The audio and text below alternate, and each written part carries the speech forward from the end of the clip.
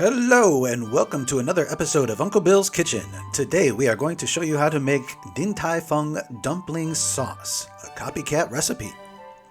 What you're going to need for this are 6 green onions, some minced garlic, sugar, some sesame oil, some olive oil or vegetable oil, Chinese 5-spice, salt, chili powder, Asian chili powder, ginger, half an onion, and a lot of love. Oh yeah.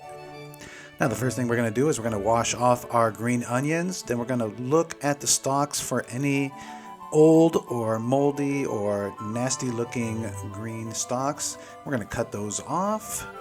Alright, we've got that. Then we're going to get rid of the roots here. Slice. Just a little thin slice, just like that. And what I like to do is I like to place a vertical slice down the center of the green onion. Now what this does is it actually causes the whites of the onions to be cut in half while leaving the greens in their full glorious circular shape. And then what we're going to do is we're going to cut these to about a little less than 1/4 of an inch, as small as you can get them. And we're going to keep doing this for the rest of the green onion except for the very bottom part, which we will discard.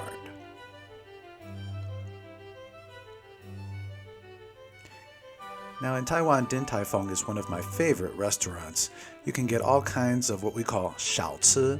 Xiaoci is little eats, just like dumplings and shumai and vegetables, all that kind of wonderful stuff.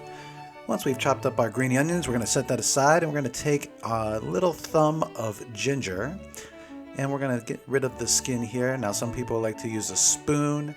I just like to cut it off. I find that I waste a lot less. Like so.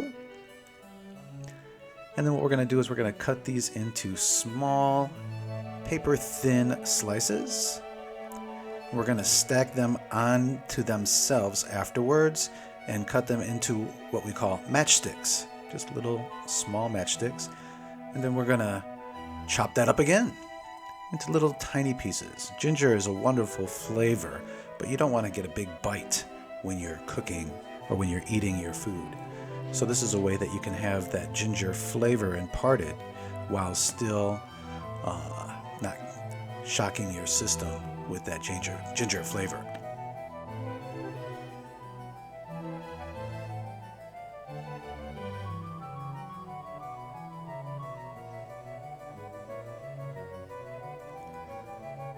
Now we're going to put all that ginger together and you're going to try to as much as possible to get all of the sticks going in the same direction.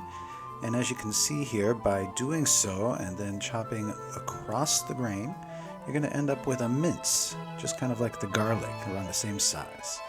Now you're not going to be able to get them all, so once you get these little pieces over here and just chop them up individually, put it all together, chop, chop, chop, chop, chop, chop.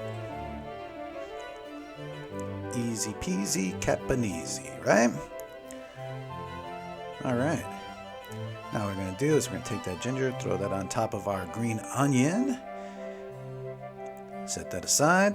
We're going to take our half of an onion here and we're going to put some slices across and then we're going to chop this into little minced pieces as well. They don't have to be as small as the ginger, but you don't want to have giant pieces of this either.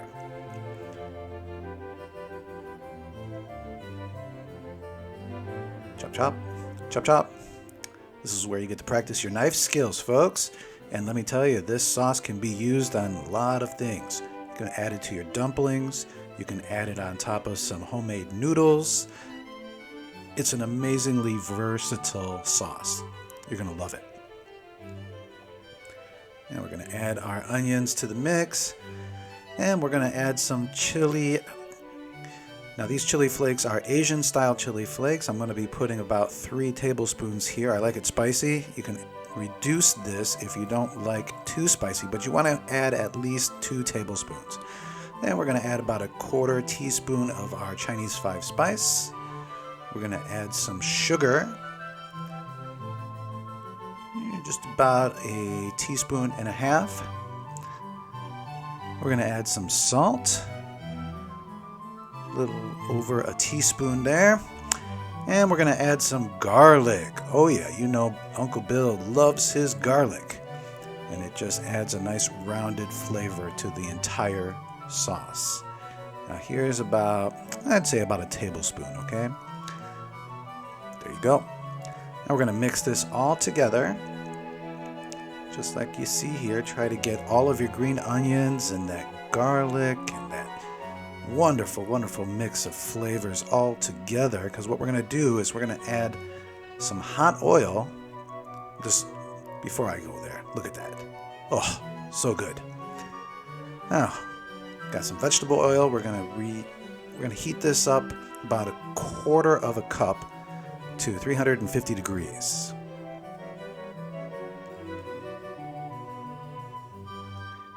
Get you to take a look at it here. Come on. 338, 347. Oh yeah, and 351. We have liftoff. All right, folks, we're going to take that off and go to the sink. This is going to bubble up a lot, so I don't want it to be somewhere that can cause a fire. As you can see here, just slowly add your oil, and you're going to want to mix that up. Now, this is going to be hot, so make sure you're careful. You don't want the stuff to spit out at you. But now all of those flavors are married. Look at that. I like to add this into a mason jar. It'll last about a week or 2 weeks. And you can add this onto any of your Asian-style cuisine dishes, some noodles, some dumplings, anything you want to spice up or kick up a notch. This sauce is amazing. Here's what I put it on, a little dish of my homemade dumplings. Thank you for stopping at Uncle Bill's Kitchen. We hope you enjoyed today's episode. If you did, please make sure to hit that like button, and don't forget to hit the subscribe. Smash it so that you don't miss any episodes that come out in the future.